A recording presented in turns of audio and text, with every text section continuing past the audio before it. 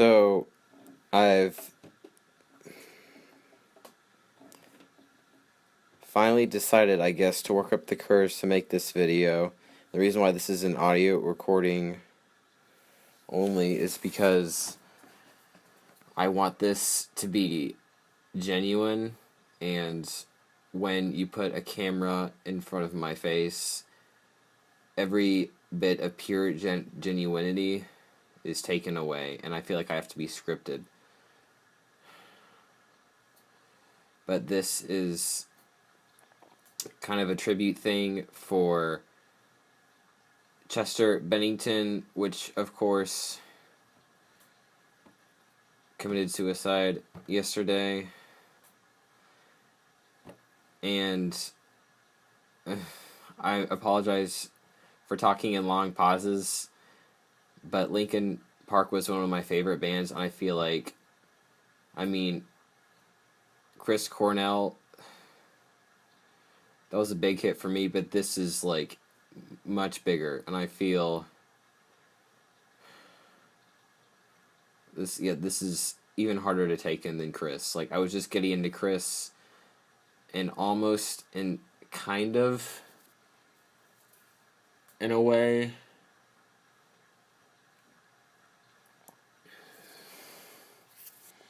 Okay, where was I going with that? Yeah, I just starting to get in some of Chris's stuff, and in a way, and then he died, and then I had been with Linkin Park with a little bit of longer time. It's probably just like, I don't know, maybe, I really don't know. But,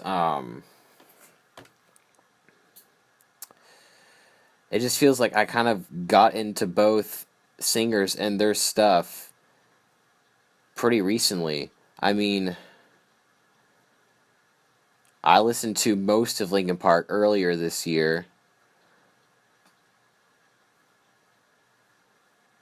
They were up there, but they weren't too up there. But really, this year I think has been the year where Linkin Park was the biggest in my life.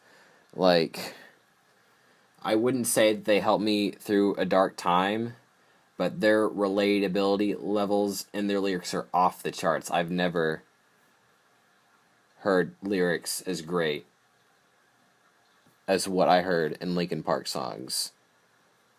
Their songs. So basically what I want to do is I want to discuss basically how I got into Linkin Park, where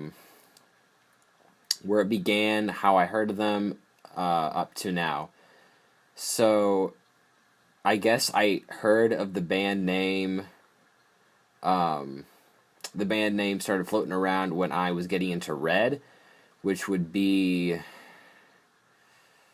like, my 9th grade year. It was, I think, maybe around the time we released The Panic. But yeah, Red was, they might even be like the first band that I fell in love with.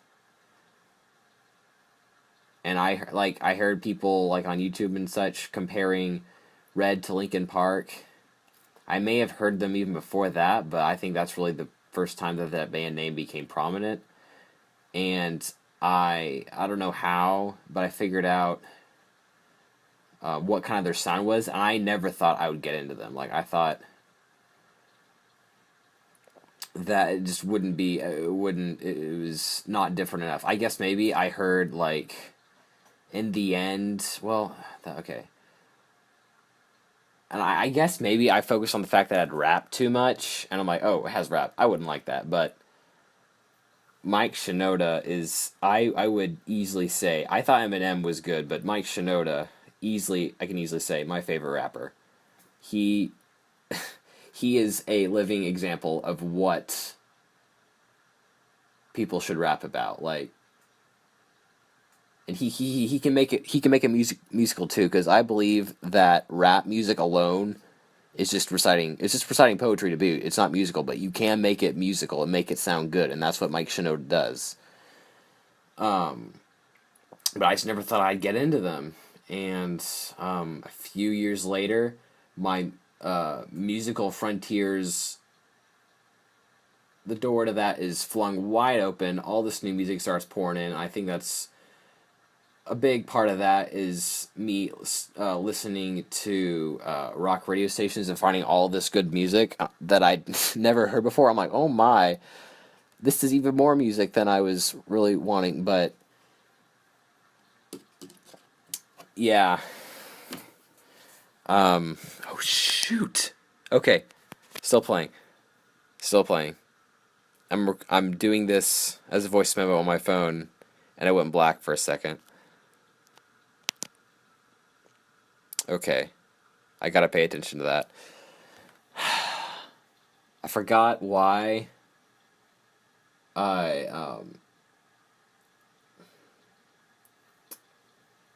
if I told you why I left this as an audio. Yeah, I did.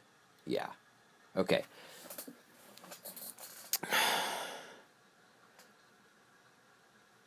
So, and I really don't remember why I started. Oh, okay. Yes, I do remember now. It was when I started watching some of Watch Mojo's videos about music, and Linkin Park just keep popping in. Bunch of videos. And their band being in one way or another in a spot in their videos. And I don't know. The name started to become more familiar, so my interest was piqued easier. And so, and I heard that Crawling was the first song that stuck out to me. And that sounded cool. And I don't really know what sparked it, but I decided to listen to, or start listening to Hybrid Theory. And I listened to the first two songs, then I didn't come back to it until later. But the first two songs, Paper Cut and One Step Closer, I both got. And I think this may have been even before I got into Breaking Benjamin. So, and I think I had, before I started listening to Hybrid Theory, I had bought, geez, I don't know how long this video is going to last. I had bought Crawling in the End. I'm not sure if I had bought any song on Meteora.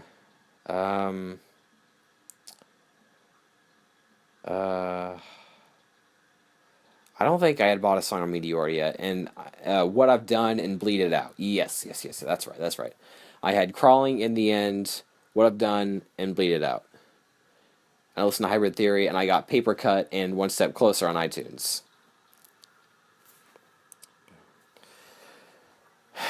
And so I listened to those two songs, and I came back. Yeah, long time passed, and I came back. I came back to them, and I finished listening to Hybrid Theory, and I was okay. I was somewhat impressed. I was pleased with them. And then I went on to Meteora, and oh my, Meteora. Whew. Okay, I gotta sit down. I've been pacing. Meteora, whew, every song is amazing. I didn't like Hit the Floor and Nobody's Listening at first. I actually, the day before Chester died, I re-downloaded Hit the Floor on my phone. Because I'm like, wow, this sounds a lot better than I thought. And I got it. And I also got Nobody's Listening too, because what the heck. I had bought the full album, and I deleted those songs, but I unhid those lead songs on iTunes so I could re-download them again. And every song is on Meteora. Every song from Meteora is on my phone to this day. But Meteora, yeah, that's probably, I would say, one of my favorite albums. I'd say it improved off of Hybrid Theory about a notch higher. Hybrid Theory is still, well,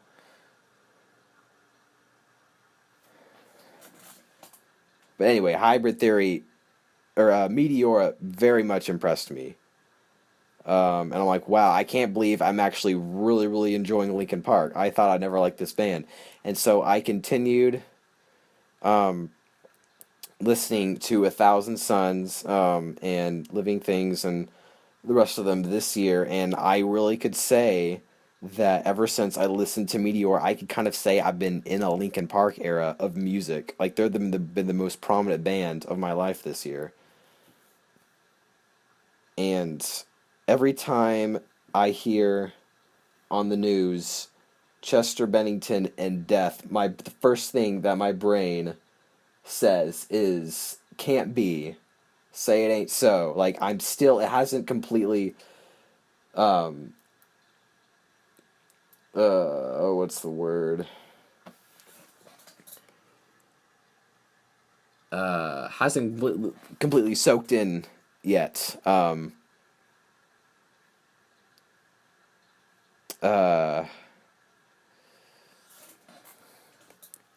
Like, I'm still in a, like, a little bit, like, it's getting there, but it's gonna take a while to get over this. Like, this is probably one, even though I've never met Chester, this is probably one of the hardest, if not the hardest, deaths I've ever had to deal with in my life. And I sound fine, but when I feel deep sadness, it's like inside of me. I'm not good at showing emotion. It's there, but it's just hard to hear it. I mean, in the long pauses, really, I think is the biggest way of me showing it.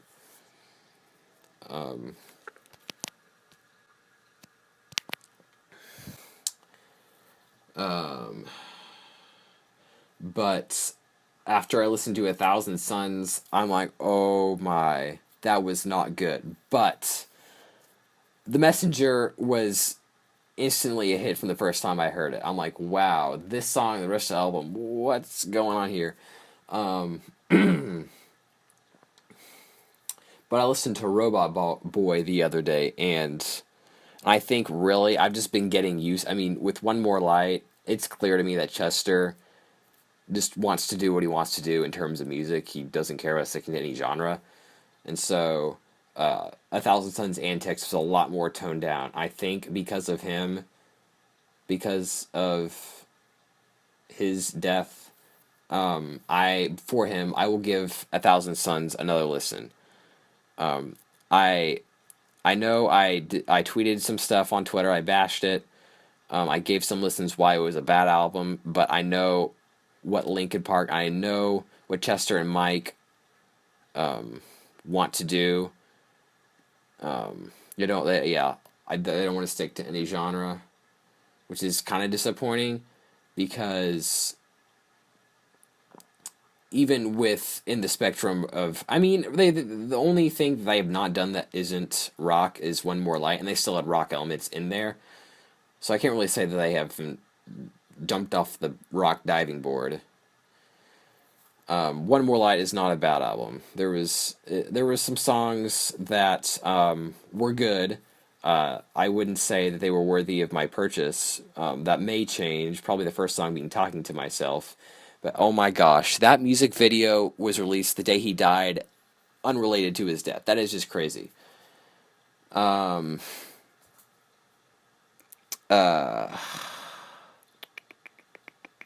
yeah, I listened to Robot Boy the other day, and it did not sound as bad as I remember.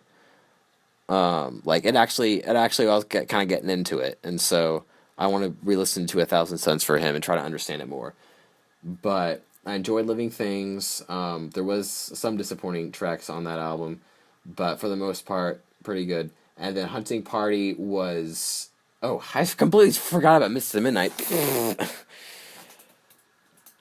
I mean, I'm not really here to give each album a review.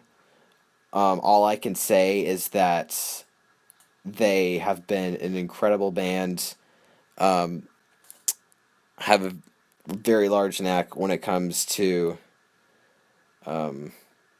making strong songs, emotional songs, whether it be happy or sad or just any strong emotion. And their relatability, that's what made people coming back in the first place. But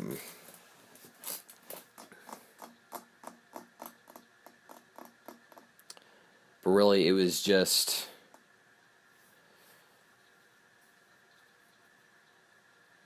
me exploring their discovery,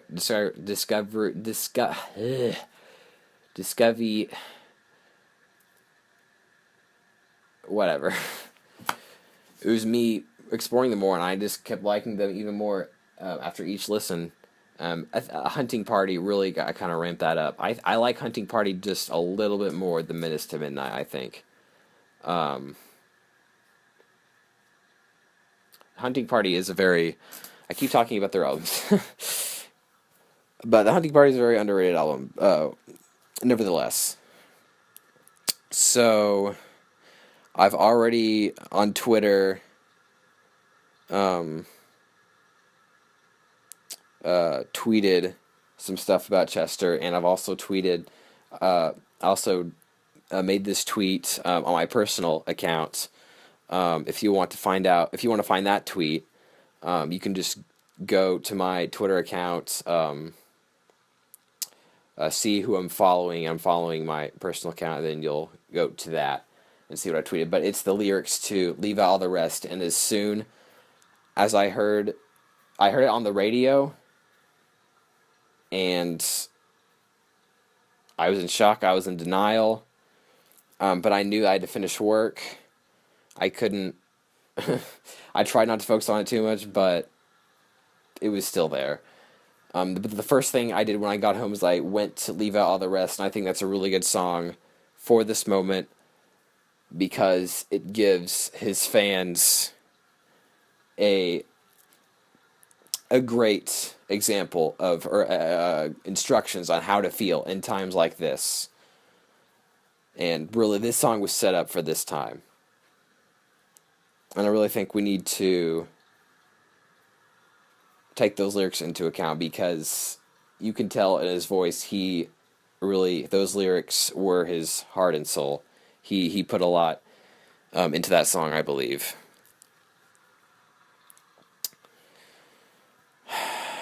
So I guess I kind of wanted to talk more about me and Linkin Park. I don't know, or me and my relationship with Linkin Park. I guess I maybe have, just in a way that I wasn't expecting. I don't know. I didn't really know what I was going to say. Anyway, and this video has gone on for quite longer than I thought. So, I guess all I have to say is RIP Chester Bennington. You will be missed by so much. You were the voice of a generation. One of the biggest alternative rock bands in the music industry. So, yeah, rest in peace. You will be missed by an entire generation of rock lovers. And there are many, many tributes on YouTube that you can watch. Just many, many different videos. So, with that, Cartoon Dude out.